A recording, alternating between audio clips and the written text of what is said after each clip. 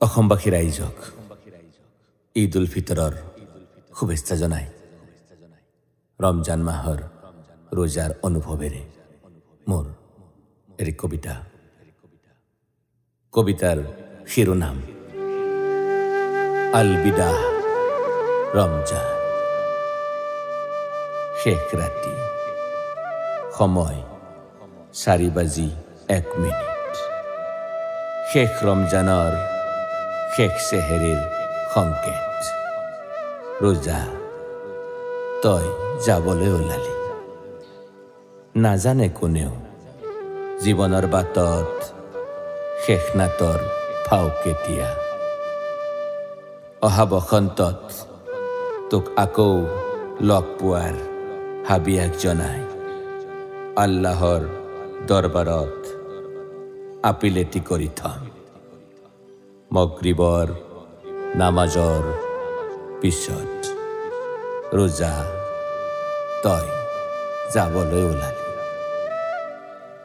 মক্কাত আমাতকৈ এদিন আগতে আহিছিলি তই আৰবী এটি মাহ লৈ। পশ্চিম আকাশত তোৰ চান চাই জনাইছিলো চালাম, ৰমজান মুবাৰক। ৰোজা তই কোৱাৰ দৰেই মই সংযম হ'বলৈ যত্ন কৰিছিলোঁ নিজকে। আটক কৰি ৰাখিছিলোঁ কাম, ক্ৰোধ, ঘৃণাৰ দৰে ৰূপবোৰক। কষ্টেৰে দমন কৰি থৈছিলোঁ মানুহৰূপী জীৱটোৰ ভিতৰৰ দুষ্ট শয়তানটোক। ৰোজা তই শিকাইছিলি ভোকাতুৰজনৰ আৰ্তনাদৰ সোৱাদ, তৃষ্ণাতুৰ যোদ্ধাৰ ত্যাগৰ মূল্য, আক্ৰোশ হৃদয়খনত মহব্বতৰ বজাৰ গঢ়াৰ কৌশল।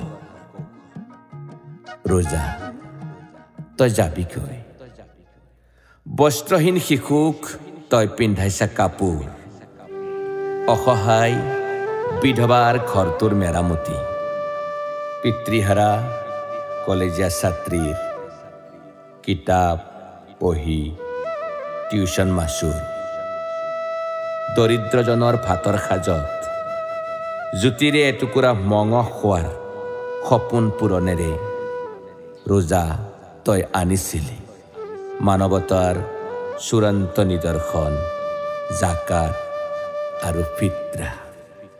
ৰোজা তই যাবলৈ ওলালি। সন্ধিয়াৰ আজানত জীপাল হৈছিল উপবাসে থকা মোৰ নিৰস অতি। মছজিদৰ বাৰাণ্ডাত ৰাজপথৰ কোনো ৰজা কিম্বা ফকীৰে একেলগে পান কৰিছিল পয়গম্বৰ প্ৰিয় খেজুৰ আৰু চৰ্বত। ইফতাৰ তোৰ অলংকিত সৌন্দৰ্য। ৰোজা তই যাবলৈ ওলালি। সন্ধিয়া 5:41। শেষ ৰমজানৰ শেষ ইফতাৰ।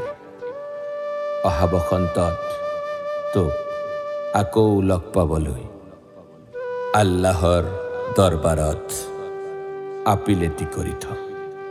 মগৰিবৰ নামাজৰ পিছত ৰোজাৰ আদৰ্শই হওক জীৱন জীয়াৰ শেষ আদৰ্শ। কোনো অযুগ্ম ৰাতিৰ সাৰ্থকতাৰে অন্তৰখন হওক নিষ্পাপ শিশুৰ দৰে।